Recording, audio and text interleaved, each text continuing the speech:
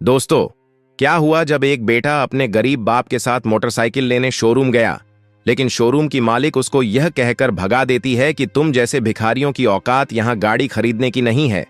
इसके बाद जब लड़का अपने असली रूप में आया तो एक झटके में पूरा शोरूम ही खरीद डाला। उसके बाद कुछ ऐसा हुआ जिसकी किसी ने कल्पना भी नहीं की थी। कहानी की शुरुआत उस वक्त होती है जब राज अपने पापा को बाइक दिलाने शहर के एक बड़े शोरूम में जाता है। सालों की मजदूरी, एक एक रुपये की बचत और एक उम्मीद, सब जोड़कर आज वो शहर के सबसे बड़े बाइक शोरूम के सामने खड़े थे। बेटा, देखना, वही मॉडल है ना जो तू बताता था? पापा ने कांपते हाथों से शोरूम की खिड़की पर लगे पोस्टर की ओर इशारा किया। राज ने मुस्कुराकर सिर हिलाया। हां पापा, यही है, आज इसको लेंगे। अंदर दाखिल होते ही काउंटर के पास खड़ी एक लड़की, स्लिम, हाई हील्स में, परफेक्ट मेकअप और लाल लिपस्टिक में उनके पास आई। ये थी काव्या, शोरूम की सेल्स गर्ल और मालिक की इकलौती बेटी। उसने राज को ऊपर से नीचे तक देखा। राज की पुरानी जीन्स, फटी जेब, धूल लगे जूते, पापा की चप्पल, और उसके होठों पर एक अजीब सी हंसी आ गई। हां भाई साहब, क्या चाहिए आपको? उसने ऐसे लहजे में पूछा जैसे कोई भीख मांगने आ गया हो। राज ने जेब से एक कागज निकाला जिस पर बाइक का मॉडल लिखा था। मैडम, हमें ये बाइक देखनी थी। डाउन पेमेंट के पैसे साथ में हैं, बाकी ईएमआई करवा लेंगे। काव्या ने कागज लिया, पढ़ा और फिर जोर से हंसी। तेरी औकात है इस बाइक की? ये बाइक 1,20,000 की है। अपनी हालत देख, ये शोरूम है, चैरिटी सेंटर नहीं। कुछ स्टाफ लड़के भी सुन रहे थे, हंसी दबा रहे थे। एक बोला, दीदी, लगता है गलती से म्युनिसिपल की झोपड़पट्टी से यहां चले आए। राज की मुट्ठी बंध गई, लेकिन चेहरा शांत रहा। पापा कुछ बोलते उससे पहले काव्या के पिता, शोरूम के मालिक, वहां आ गए। क्या हुआ काव्या? पापा, ये लोग बाइक खरीदने आए हैं, उसने व्यंग्य से कहा। शोरूम मालिक ने पापा की ओर देखा, एक पल रुके, फिर बोला, भाई साहब, आप जैसे गरीबों को सपना नहीं देखना चाहिए। देखिए, हमारे यहां हाई प्रोफाइल कस्टमर आते हैं। आप जैसे लोग हमारा टाइम वेस्ट ना करें। चलिए, बाहर का रास्ता वहीं है। राज अब भी चुप था। पापा ने शर्म से नीचे देखा। बेटा चल, हमें जरूरत नहीं। लेकिन तभी राज की आंखें उठीं, सीधी काव्या की आंखों में। मैडम, आज आपने मेरे कपड़े देखे हैं, कल मेरी औकात देखोगी। वक्त बदलता है। क्या हम गरीब इंसान नहीं हैं क्या? हमारे अंदर दिल नहीं है? आपको अपने पैसों पर इतना घमंड नहीं करना चाहिए। ऊपर वाला सब देख रहा है, उसके घर देर है अंधेर नहीं। वो जिसके चाहे एक झटके में अमीर बना दे और जिसको चाहे झटके में फकीर बना दे। शोरूम में सब शांत हो गए। राज ने पापा का हाथ पकड़ा और बाहर निकल गया, बिना पलटे। बाहर धूप थी, सड़क तप रही थी, लेकिन राज का खून उससे भी ज्यादा उबल रहा था। उसने चलते हुए पापा से कहा, बाबा, बाइक नहीं मिली, लेकिन हिम्मत मिली। अब वो वक्त दूर नहीं जब हम बाइक नहीं, ब्रांड खरीदेंगे। राज को अब जिंदगी की सबसे कड़वी सीख मिल चुकी थी। लोग कपड़ों से नहीं, औकात से पहचानते हैं, लेकिन उसकी औकात तो अब बननी बाकी थी। शोरूम से निकलने के 3 दिन बाद राज शहर से वापस अपने गांव लौट गया। गांव का छोटा सा कमरा, टूटी चारपाई और एक पुराना स्मार्टफोन, बस इतने ही हथियार थे उसके पास। लेकिन भीतर आग थी। वो अपमान जो दिल पर लिखा गया था अब हर पल चीख रहा था, कुछ कर, अब वक्त तेरा है। राज को इंटरनेट चलाने में दिलचस्पी थी। वो पहले भी छोटे मोटे ऐप्स और ब्लॉग बनाया करता था। एक दिन उसके दिमाग में एक ख्याल आया, जब मेरे जैसे लोग बाइक लेने जाते हैं तो उन्हें शक से देखा जाता है। क्यों ना कुछ ऐसा बनाया जाए जो गरीबों को भी इज्जत से बाइक खरीदवा सके। और फिर वहीं से जन्म हुआ राइडरएक्स का, एक ऐसा ऐप जो सीधे उन लोगों को फाइनेंस से जोड़ेगा जिनके पास न क्रेडिट स्कोर है, न बैंक में भारी रकम। राज ने दिन रात इस ऐप पर काम किया। उस ऐप को खुद डिजाइन किया, कोड लिखा। ऐप लॉन्च होने के बाद फिर उसने सोशल मीडिया पर एक पोस्ट डाल दी, बिना किसी बड़े पेपर वर्क के अब हर इंसान बाइक का मालिक बन सकता है। राइडरएक्स डाउनलोड कीजिए। पहले हफ्ते में 200 लोग डाउनलोड किए, फिर 1000, और फिर एक वीडियो वायरल हो गया जिसमें राज ने एक छोटे किसान को बाइक दिलवाई। लोग इमोशनल हो गए। ऐप का नाम चारों तरफ गूंजने लगा। 2 महीने में राइडरएक्स ने 1 लाख यूजर पार कर लिए। छोटे बड़े यूट्यूबर इस ऐप के बारे में बात करने लगे और फिर एक दिन एक बड़े इन्वेस्टर ने राज से कॉल पर कहा, we believe in your story, let's grow together. Raj ने हां कह दिया। अगले ही महीने कंपनी को 2 करोड़ की फंडिंग मिल गई। अब राज के पास वो सब था, ब्रांड, पैसा, टीम, लेकिन चेहरा वहीं साधारण सा रखा। उसने पब्लिक में अब भी ज्यादा दिखना पसंद नहीं किया। उधर उसी शहर में शोरूम का मालिक काव्या की शादी की बात चला रहा था। एक रिश्तेदार ने बताया, एक लड़का है, बहुत समझदार, करोड़ों का स्टार्टअप चला रहा है, नाम है राज। उसने कहा कि लड़का सच्चा है और घर भी सीधा सादा, पैसे की कोई कमी नहीं। शोरूम वाले ने सोचा, वाह, एकदम परफेक्ट लड़का है, हमारे जैसे खानदान के लायक है। काव्या ने भी उत्साह दिखाया, पापा, ऐसे लड़के के साथ तो हमारा बिजनेस भी बढ़ेगा। किसी को क्या पता था, जिस घर में वो रिश्ता लेकर जाने वाले थे वही घर कुछ साल पहले उनकी नजर में औकात से बाहर था।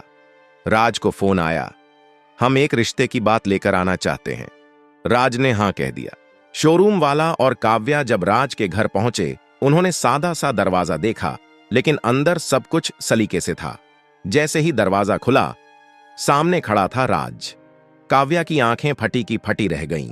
उसके पापा के चेहरे से मुस्कान उड़ गई।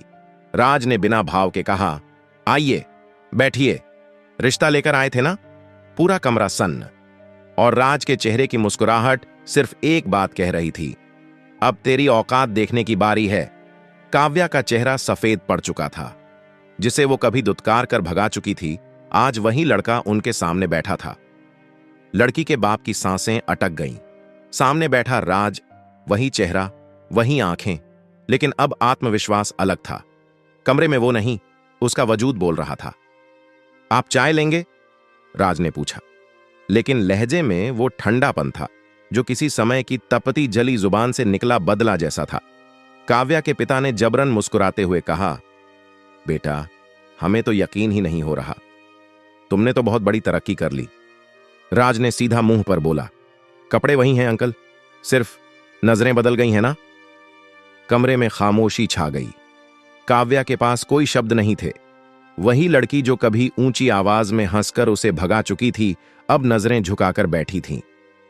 आपको रिश्ता करना था ना, तो आपको लिस्ट भेजता हूं अपने एम्प्लॉय की, उसमें देख लीजिए किसका प्रोफाइल फिट बैठता है। राज ने बात काटते हुए कहा, नहीं बेटा, मतलब बात तो तुम्हारे और काव्या की हो रही थी। लड़की का पिता पसीने में नहा चुका था। काव्या? राज ने उसकी ओर देखा, ये वही लड़की है ना जिसने कहा था तेरी औकात नहीं इस बाइक की? अब आंखें झुक चुकी थीं। वो बेबसी जो कागज पर नहीं, चेहरे पर दिख रही थी। सॉरी, काव्या ने धीरे से कहा। सॉरी?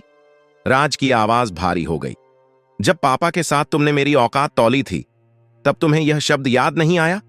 अब मेरी कंपनी करोड़ों की है तो तुम्हें मेरा चेहरा इंसान दिखने लगा? अब कुछ नहीं बचा था कहने को। दोनों उठकर चले गए।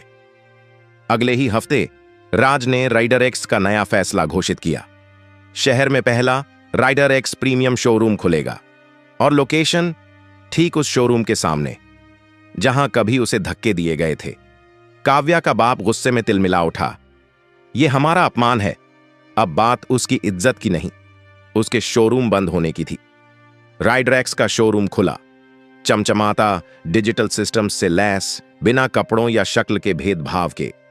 राज ने उद्घाटन में सिर्फ एक लाइन कही, हम लोगों के कपड़े और औकात नहीं देखते, उनके सपने देखते हैं। हर मीडिया चैनल पर यही लाइन वायरल हो गई। राइडर एक्स शोरूम अब शहर की शान बन चुका था। डिजिटल स्क्रीन पर ग्राहक का नाम दिखता था, कस्टमर के लिए प्रीमियम चाय कॉफी, और सबसे खास बात, किसी को कपड़ों से नहीं, इंसानियत से तौला जाता था। जहां पहले राज की हंसी उड़ती थी, अब वहां उसकी तारीफों की गूंज थी।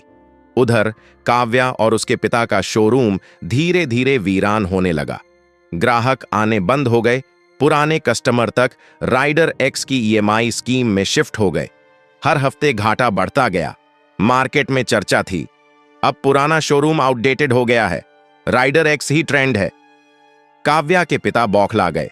उन्होंने मीडिया में इंटरव्यू तक देने की कोशिश की, हम तो सालों से बिजनेस कर रहे हैं, राइडर एक्स नया है। पर लोग हंसते हुए कहते, हाँ नया है पर इज्जत वाला है।